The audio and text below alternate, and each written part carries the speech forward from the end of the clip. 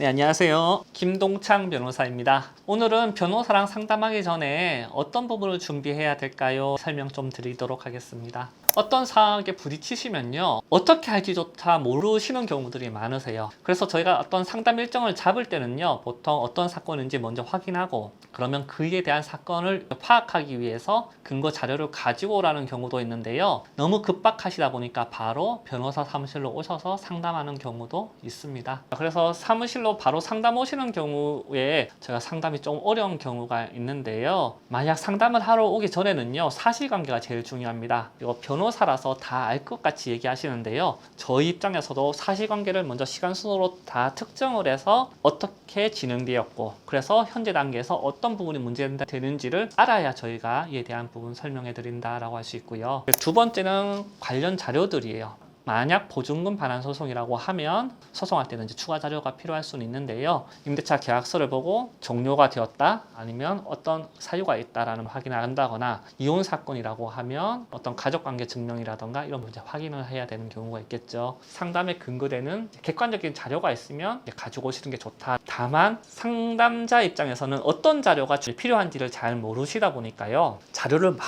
이렇게 가지고 오시는 경우가 많으세요. 근데 다 확인하려고 하면 시간적인 부분들이 많이 소요되는 경우가 있으세요. 상담은 중요한 문건들 위주로 먼저 하시는 거고요, 만약 복잡하다라고 하면 시간상 순서대로 측정해서 먼저 가지고 오시는 게 필요해요. 세 번째는요, 변호사는요, 비밀에 대한 부분을 누설하지 않을 법적 의무가 있습니다. 그래서 변호사들과 얘기할 때 좀 믿으셔도 되고요, 이제 솔직하게 좀 얘기를 해주실 필요가 있습니다. 항상 솔직하게 얘기해 주셔야 우리가 현재 상황에서 제일 적절한 대안을 생각하고 제안해 드릴 수 있기 때문입니다. 추가적으로요, 확실히 이길 수 있나요?에 대한 질문하시는 경우가 많으신데요, 우리가 어떤 사건이라 하더라도요 100% 이긴다라는 없어요. 이길 가능성이 상당히 높습니다 라는 부분이 우리 입장에서는 이길 수 있다라는 부분인데요, 그럼 몇 프로 정도 되냐고 묻는 경우도 있거든요. 그래서 거의 이길 수 있습니다, 90% 이상입니다 라고 하더라도 10%가 질 수 있다라는 부분 때문에 사건을 안 하는 경우도 가끔씩 있는데요, 가능성, 소송의 가능성에 대한 부분은 항상 열어두셔야 되니까요, 조금 이해를 좀 부탁드리겠습니다.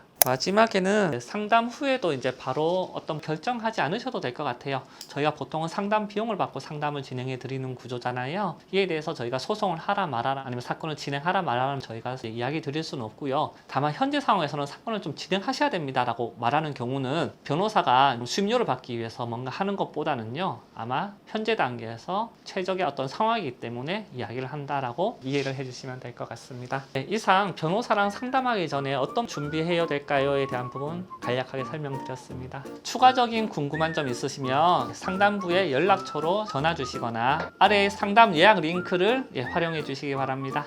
이상 김동창 변호사였습니다. 감사합니다.